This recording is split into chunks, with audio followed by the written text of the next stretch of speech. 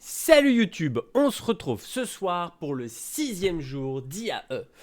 On est sur l'IAE 2950 et aujourd'hui c'est le Drake Day. Alors, qu'est-ce qu'on va avoir avec Drake aujourd'hui? On va voir ça ensemble et on va refaire un petit tour rapide sur les différentes choses sympatoches à récupérer et les ventes plutôt cool. Alors, on va tout de suite sur le Pledge Store. Sur le Pledge Store, nous avons la rubrique Extra et nous avons la rubrique Pack.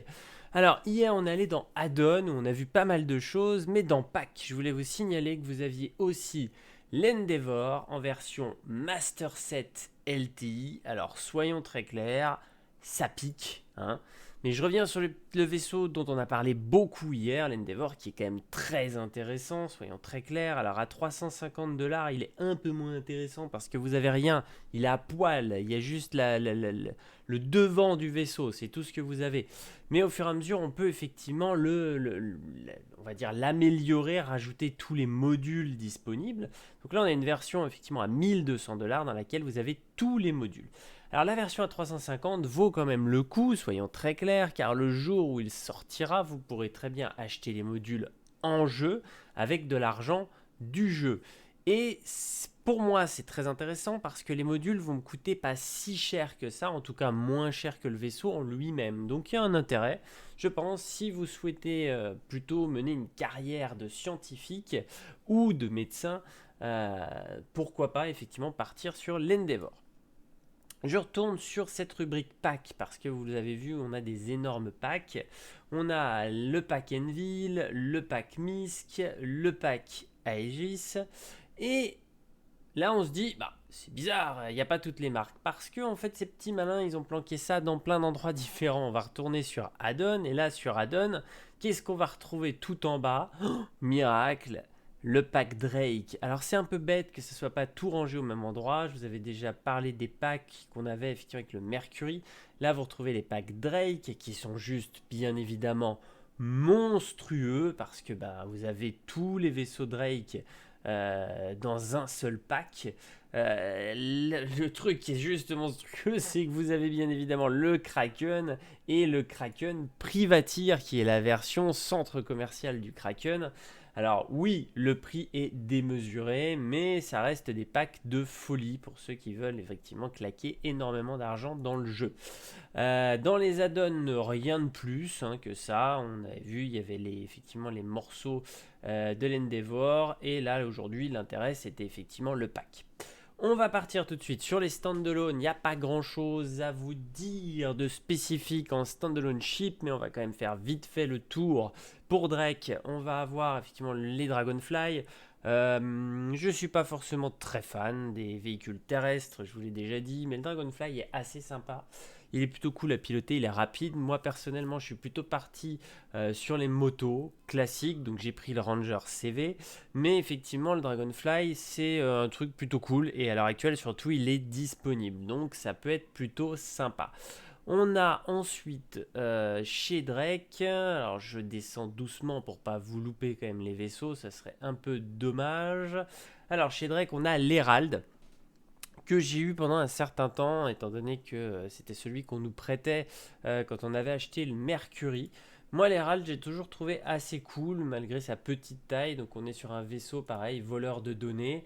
Assez sympa et franchement, en plus, il est très atypique. Il a une forme assez spéciale. Moi, je le trouve plutôt cool. On va retrouver, bien évidemment, tous les cutlass. Donc, on a le black, le blue et le red. Alors, clairement, vaisseau, un des vaisseaux les plus kiffés, on va dire, du verse. Le black, très polyvalent. Le raid, le côté médical, sur lequel vous pouvez effectivement compter pour vous réanimer avec les medbays. Et alors, le blue, clairement, des prisons, on est sur la version police. On a le Buccaneer, qui est un vaisseau que j'aime pas mal, sincèrement. En tout cas, je le préfère par exemple au Gladius. Alors, je sais que ça c'est un choix très personnel. Il y a beaucoup de gens qui adorent le Gladius. Moi, j'aime bien le Buccaneer en vaisseau, en fighter. Après, voilà, il fait pas le café, mais c'est un bon fighter. On retrouve le Vulture qui est très très attendu par les personnes qui l'ont acheté.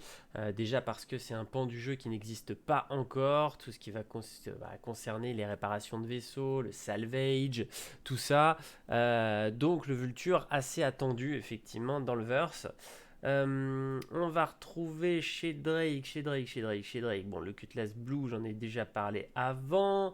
Le Corsair, alors l'un des vaisseaux que j'attends clairement parce que un vaisseau d'explo qui me plaît beaucoup parce que j'aime bien quand même le style un peu Drake, rustique. Le Corsair me plaît énormément. Hein. C'est au-dessus de beaucoup, soyons très clairs. Ça sera certainement mon vaisseau d'explo à la place du Karak que je possédais avant parce que je le trouve assez sympatoche et je pense qu'il est un peu plus viable pour un tout petit crew, voire seul. Ensuite, nous avons, et ben je crois qu'il n'y a plus grand chose. On a le Caterpillar que tout le monde connaît, le camion par excellence de l'espace, un vaisseau donc aujourd'hui essentiellement utilisé pour le cargo, mais qui à la base est un ship modulable, modulaire, et qui par la suite pourra certainement faire plein de choses. Et c'est un vaisseau qui à mon avis sera très sympathique une fois les modules disponibles. Je fais le tour, mais je pense, alors de tête comme ça, je vous dirais bien qu'il va me rester plus que le Kraken, hein, voilà. Donc on va se retrouver avec notre Kraken sold out et effectivement le Privateer où en limited stock il y en a toujours. Je vous avoue que si je les avais, j'aurais bien melt l'intégralité de ce que je possède pour le prendre, hein, mais voilà, je les ai pas. Ça pique un peu, mais voilà, ça fait partie des vaisseaux mythiques que beaucoup de gens souhaitent posséder. Alors, si je dois vous conseiller quelque chose chez Drake, pour moi le Corsair, voilà, c'est un vaisseau qui fait rêver. C'est mon conseil, le Corsair de chez Drake à l'heure actuelle. Et si vous voulez à tout prix un flyable, bien évidemment le Cutlass Black, hein, sans hésiter, mais autrement, le Corsair. Corsair, très très bon vaisseau. On va passer tout de suite au ship upgrade. Alors sur les ship upgrade, j'ai quelques trucs intéressants à vous dire ce soir. Déjà la première chose, alors on va déjà faire la liste, hein. Attendez, on va déjà commencer par le commencement. On va regarder tout de suite ce qu'on a effectivement en réduc, qu'est-ce qu'ils ont rétabli un peu les choses, mais je ne crois pas, hein. On a le Nomade, tac, le Freelancer Max, ils l'ont pas remis, je ne crois pas, hein. Je l'ai pas vu. On a le Corsair. On a effectivement le Mercury, donc le Max, ils l'ont pas remis en Redux, c'est bien ce que je pensais. C'est assez étrange. Alors j'espère que toutes les Redux seront disponibles sur le dernier jour.